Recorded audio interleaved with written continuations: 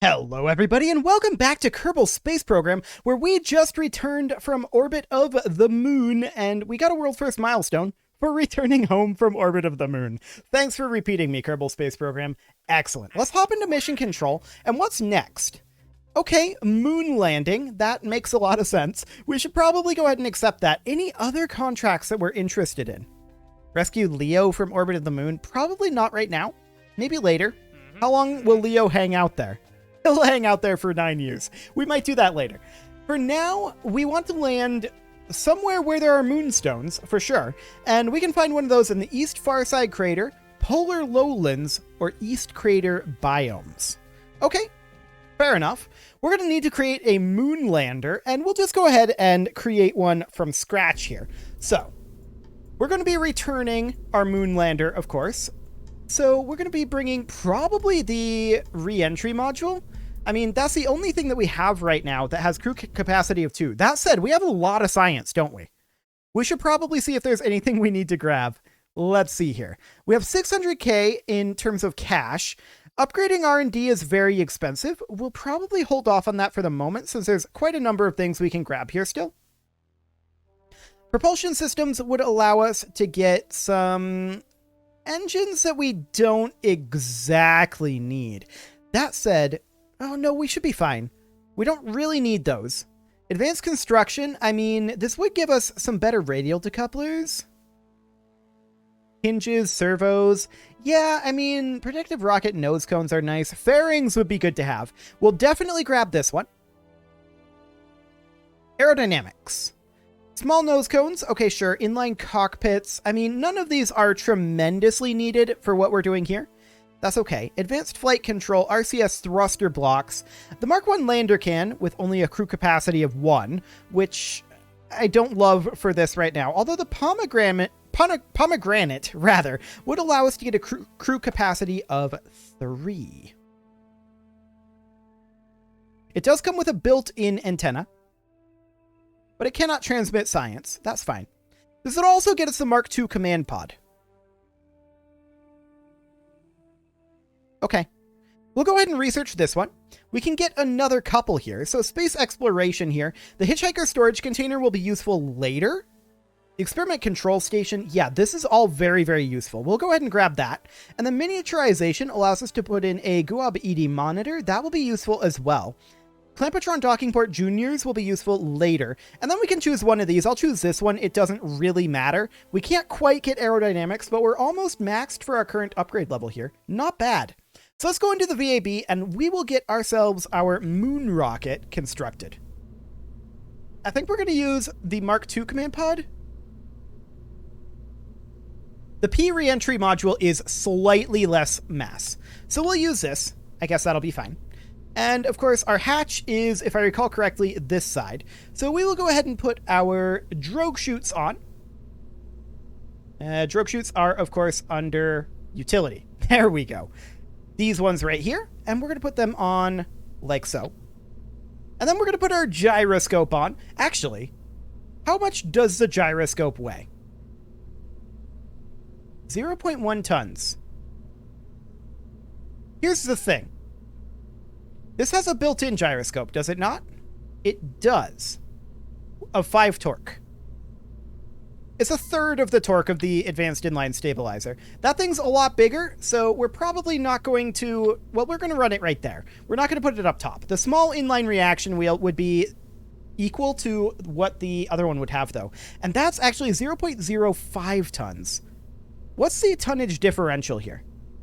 1332 versus 1372. The Mark II command pod is actually better. So we're going to take the Mark II command pod. And where did the Mark II... Oh, there it is. I changed the color on it. Okay, well, that's fine. We'll go ahead and put that here. And this should be the crew hatch over here. Yes, absolutely. And we will go ahead and put in those drogue chutes. We'll put them in right here. There we go. And then we're going to, of course, put in our experiment storage unit, and we're going to put in our nose cone main parachute. So a Mark 16, not XL, just a Mark 16 parachute. There we go. And then we're going to want to return something here. So we're going to need, of course, a Science Junior. We're absolutely going to want one of those. So we're going to need, if we go into the Science, we're going to need the Science Junior. Right. This is a Mark II command pod, which has a much wider fairing, or not fairing, but a much wider radius. In that case, we're going back to the P for now. Okay. That'll do for the moment, and we will go ahead and put in the advanced inline stabilizer as we were going to. We're just going to revert this back to what we had it as, which wasn't very far along, if I'm honest. So we're going to put that there. We're going to put in our experiment storage unit and our main parachute, like so. Okay, that'll do. Now, below the advanced inline stabilizer, we will go ahead and put in a Science Junior. There we go. And we will also put in a service bay. So we'll want that to be under payload. And we'll just rotate the service bay like that. There we go. So the service bay goes on in. I want to check. Okay, we've only got the one inventory slot here. We don't have much available for storing payload, do we? We've got the cargo storage unit, which I suppose we could put on top here, like so. Sure, that should do. Inside of that, I would like to put the Probodopodyne Experiment Control Station. I would also like to put in a photovoltaic panel and a GUAB ED monitor. Now, this will require one power unit, this will require one power unit, and the photovoltaic panel will produce at least one power unit, but if we put it out with an engineer level 1, then it will produce 2 power, which would allow it to run both of these. EVA jetpack, yeah. All the rest of this seems to be good. Now, we could also store something here, but we don't really need to at this time. So that'll be okay. The next question is, what level is Bill? Bill is level 2, or level 1. Okay. Now, the unfortunate thing here is we can't bring 3. Even the Mark II command pod is only a crew capacity of 2. We could, however, bring the pomegranate reentry module. This is the P. So, if we were to do that, we would bring in the pomegranate, like so. And then we would grab these, stack all that back together, like so. And that would allow us to bring 3 people. Jeb, Bill, Bob. That sounds good. Okay, so we definitely want 3 people. This is going to be largely what we're going to be returning here. And then we're going to need a heat shield here, as we had previously. Hopefully, this one won't bypass the service bay and burn off the Science Junior. But we'll have a heat shield there, and then we'll decouple that. So we'll need a TD12 decoupler here. Cool. And then we're going to have a T400 here. And then underneath that, that is going to be a Terrier. This is going to be what will land on the moon. So if we go ahead and set this as the moon, we can see our thrust to weight is plenty high. Excellent. Now, this is not really going to be very stable on the moon. This is very, very tall. So we're going to put in some decouplers, and I'd like them to be like maximum standoff. We're going to put them in over here, about like so. And then we're going to put in another set of T400s. Like this. Okay. Now, we're not going to have additional engines here. This is unnecessary. Our thrust to weight on the moon is still 5.93. Hang on, that's not updating. 2.39. Okay, that's better. That's still plenty. And we're, of course, going to want to run fuel from the outside in. So something kind of like this. Cool. So that should be more than enough to land and take off. But we're going to need landing legs on this as well. And we're also probably going to want nose cones on here, but I'm not sure if that's enough clearance to actually get through that. We could just bring the nose cones. I was thinking about decoupling them with like a TD12 decoupler on top of here, and then ditching these nose cones once we get out of the atmosphere. How much tonnage do the nose cones actually bring, though? That's a question. So if we were to run, say, the aerodynamic nose cones, that's 0.03 tons each. Okay. I mean, it would be more efficient to not bring them, for sure. So we will need some landing legs on this. I would like to take the largest landing struts we've got, which is these guys right here. And we're just trying to make our lander be a little wider to make it more stable. So that should be absolutely fine. In theory. Now we're going to need to be able to get around this thing. We could just use EVA packs. That is a possibility for sure. And we would have to then have Jebediah, like, hang on. What is the liters here? So that's 10 liters. I want to check in on the actual payload, or rather the cargo here. So packed volume is 35 liters. So we actually can't have them have their EVA pack. So we're going to need a way to get down here. Now, this is the crew hatch, I believe. Let's go ahead and double check that. So we're going to call this the Moon Lander. Okay, and we'll go ahead and save that. And we're going to launch this. We're, of course, not actually going to take it anywhere. I want to make sure it sits just fine. It should. And I also want to double check the crew hatch.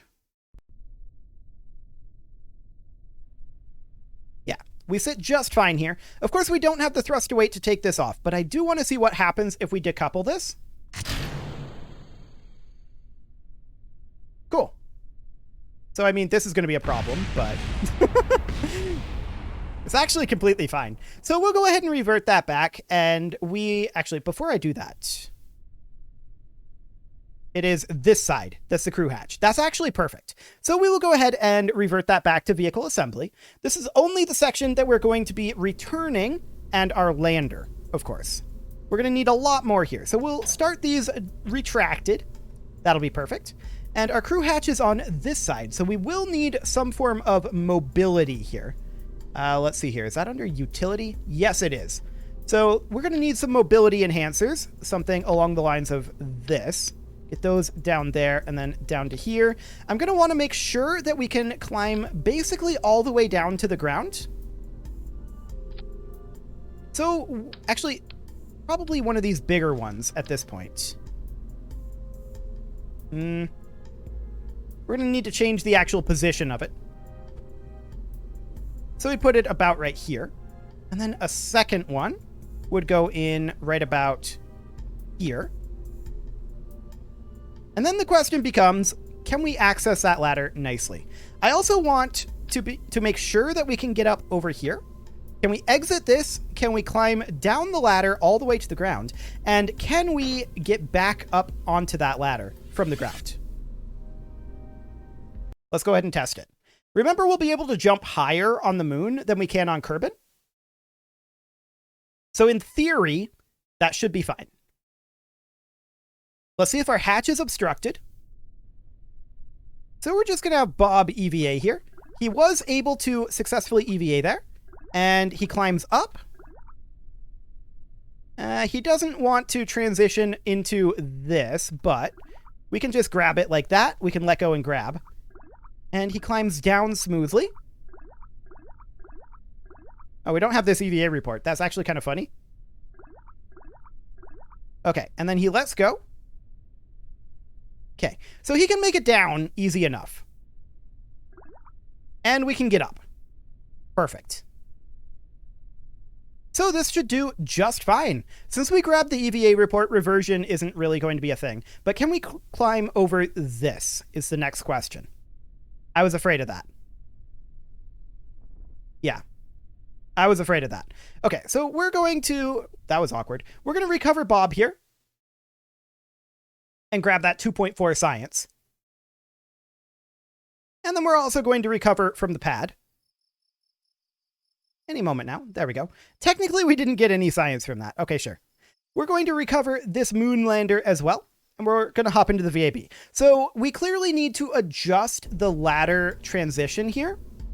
From here to here. So we're going to move this down a bit. And see how that goes. There we go. We'll see if that's a better transition. Let's go ahead and see.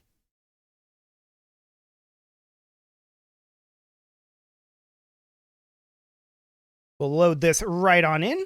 And what do we got? We'll have Bob EVA, of course. And, Okay, so Bob can't actually reach this at this point. So that's fine. We'll go back to the vehicle assembly. And now we're just going to duplicate this. And we'll position it right here. We'll see if that obstructs the hatch. I don't think it will. I think that ladders maybe just don't obstruct the hatch, but we'll see. We should now be able to navigate that transition without a problem, I hope. So Bob EVAs. Okay, that's nice. What about up? He still can't make it up this curve. Okay. So we may have to change our rotation on that ladder to smooth this out a bit. Specifically, it would be this one right here. So we're going to choose the rotate tool, and let's see about grabbing this part, rotating it this way a little bit. Does that smooth it out? Let's see. Ladders are always the most finicky thing on these re-entry modules. There's no doubt about it. But we need to be able to get up and down this without having the EVA pack, so this is going to be necessary. So Bob, go ahead and EVA, and he climbs down successfully-ish, mostly successfully. And there was a slowdown there, but he managed to get up. Okay. He gets stuck here, but that's not actually a problem because we can just do that. Down is a lot easier than up. Bob, what are you doing? Bob glitched a bit there. But let's try this one more time. Okay, I was afraid of that.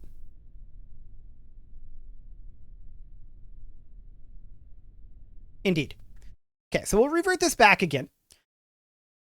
And we're just going to want to see about altering the angle here, I think. So let's see about getting this out a little bit, like one tick here. I wonder. I think we'll be better off taking this out of here.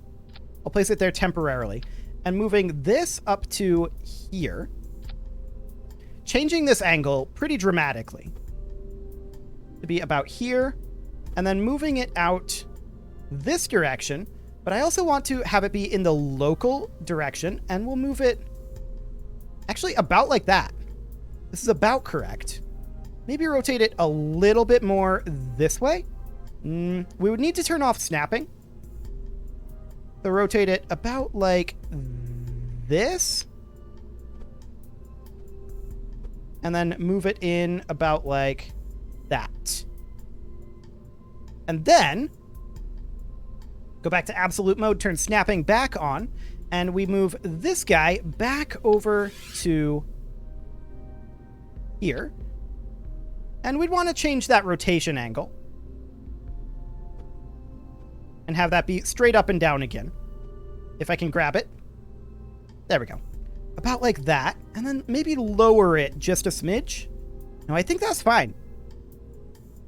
I mean, this one's floating a bit, but I'm sure it's okay. Let's go ahead and give that a go. The rest of the rocket should go pretty quickly, in theory.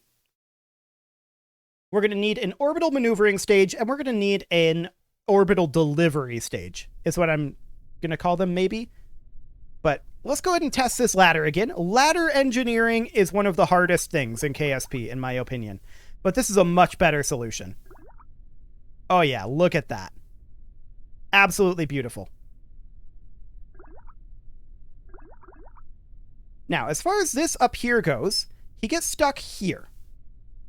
So, we're going to need to expand the top ladder here a bit. Can we get away with simply doing this? Let's see. Good old ladder engineering. Gotta love it. Thrust to weight on that first stage is going to be interesting. This is going to be a very heavy rocket for sure. Like, our payload is going to be very heavy, but we need to get it into orbit with the first or maneuver stage, one or the other. Bob can go ahead and EVA, but he can't now because it's obstructed. Okay. That's what I thought might happen there. So, the next question is, we remove that, how do we get back here?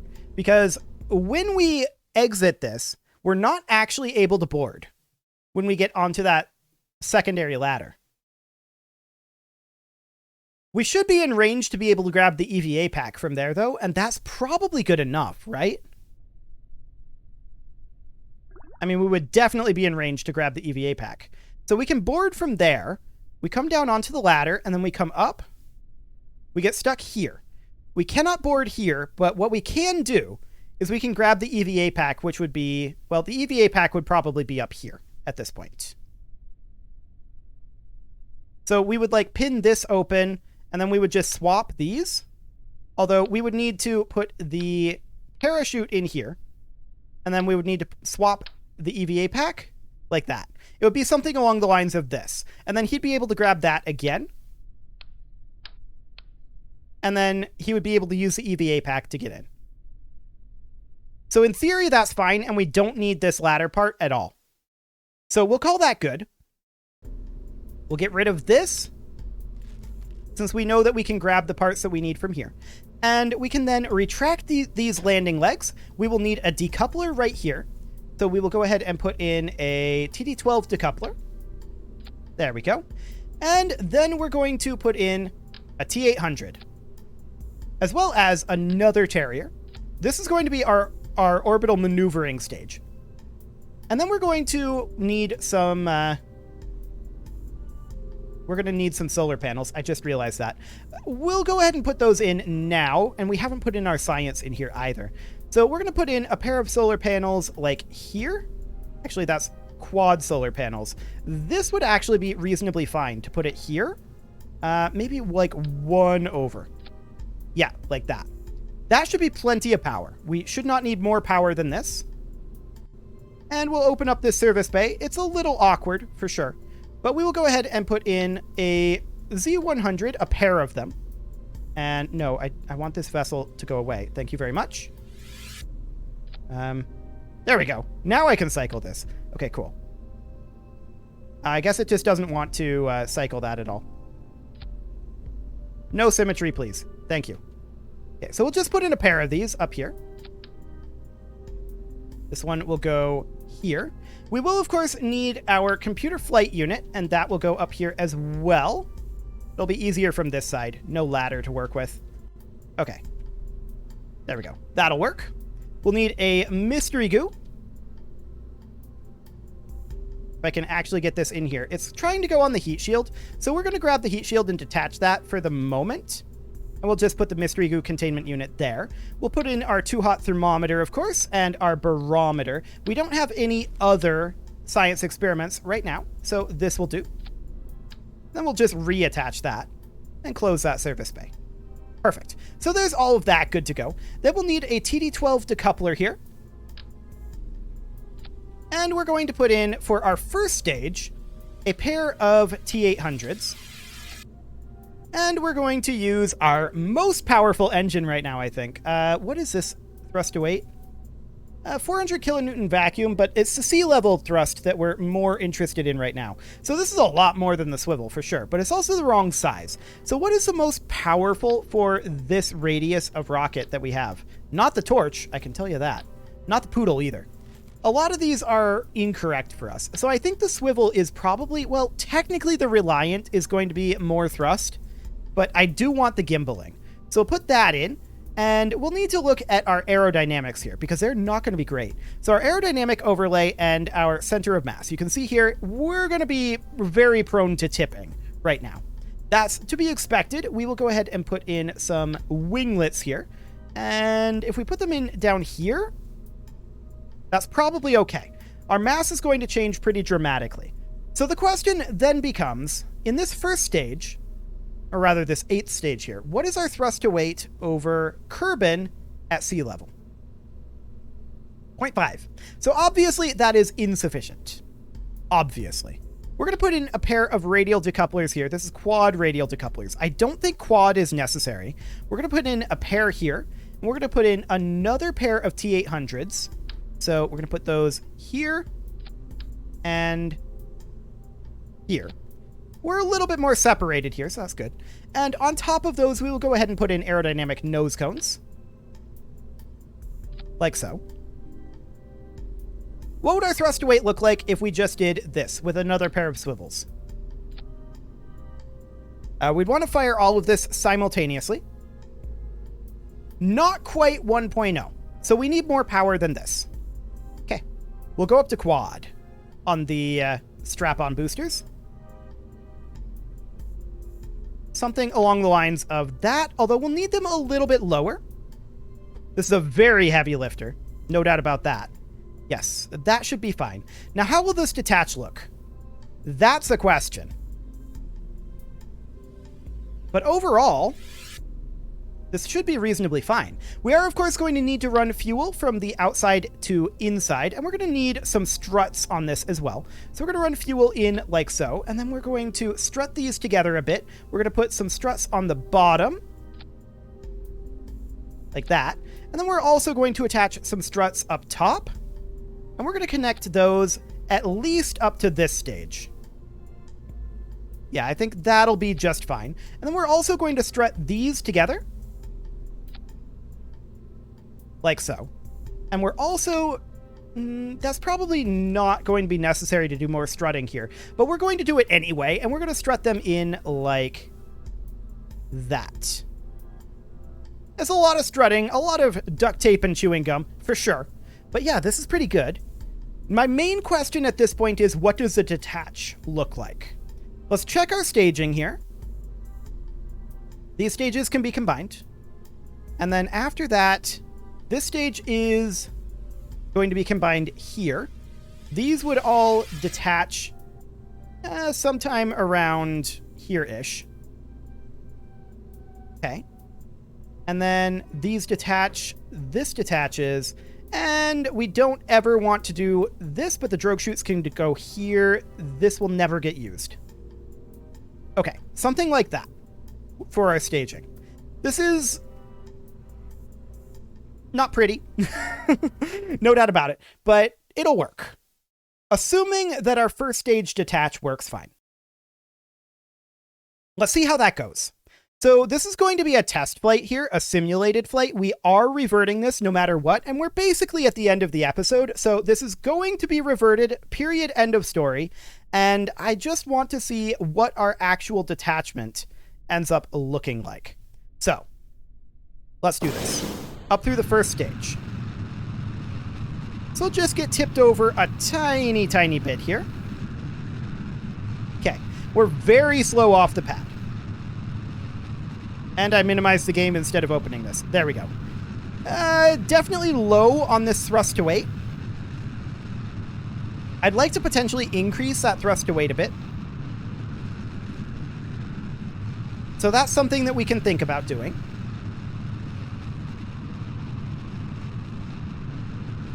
That said, I think this is probably going to work. We've drifted off of our heading by a decent amount here. Let's just go ahead and bring that on down. Okay. The real question is, what does the detachment feel like? As well as, what does the actual... Okay, our roll authority isn't great. That's for sure. What does the actual ascent profile feel like? That's the other question here. We'll find out here in 30 seconds. But again, this is entirely simulated, and we are completely free to revert this, and we, in fact, will revert this. Guaranteed. Yeah, we're certainly low on the thrust to weight, so that's going to need a little bit of work here. But we have so much up here, like, so much fuel. This can go a lot of places. So that'll be fine. Nice. Korolev cross going on there. I like it. So that's a good detach, but our thrust to weight on this stage is still very, very low. Now that's okay as long as our thrust to weight before that detach isn't a problem.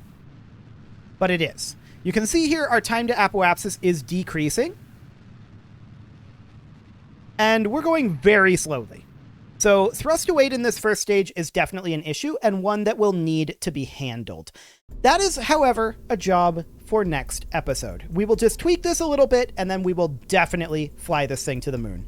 You can leave your offerings to the engagement gods in the form of likes, comments, subscribes, and bell ringings, and I will see you all next time.